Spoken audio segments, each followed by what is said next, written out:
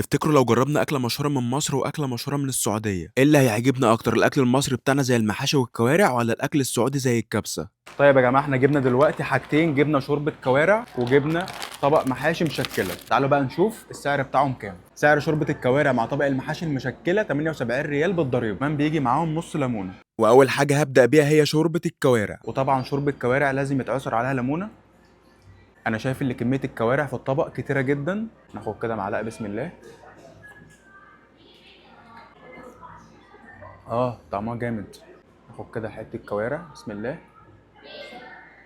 نحط بقى شويه ملح كده، بسم الله.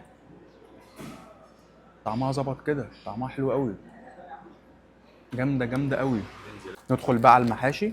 سعره 39 ريال. وبيكون محاشي مشكله بدنجان وكوسه وورق عنب وكروم. بدات باول حاجه البدنجان. الخلطه بتاعت الرز حلوه جدا، تحس ان هي بيتي. هو بس البدنجان اللي بره يعني مستوي بزياده، ولكن خلطه المحشي سبايسي كده، طعمها جامد جدا. نخش بقى على محشي الكرنب، بسم الله. سواء شوربه الكوارع او المحشي حلوين قوي. انا لقيت كمان محشي ورق عنب. بص اللفه بتاعته عامله ازاي اصلا، بسم الله. بص يا باشا، ده عايز ايه؟ عايز الليمونه دي كده، تقوم جاي كده عليه شويه ليمون. لا، طبعا بعد الاكله ديت لازم نحلي. جبت كنافه بالمانجا. انا بصراحه مبهور بالباكج بتاعها عامه، اول مره اشوف كنافه بالمانجا اصلا محطوطه في علبه زي كده عامه. ناخد كده ايه، حته كنافه مع مانجا مع كريمه. يلا بسم الله. مم. مم. مم. انا اول مره في حياتي اكل كنافه بالمانجا بالكريمه بالفستق اللي عليها من فوق كده، ويبقى بالشكل ده والطعم الجامد ده.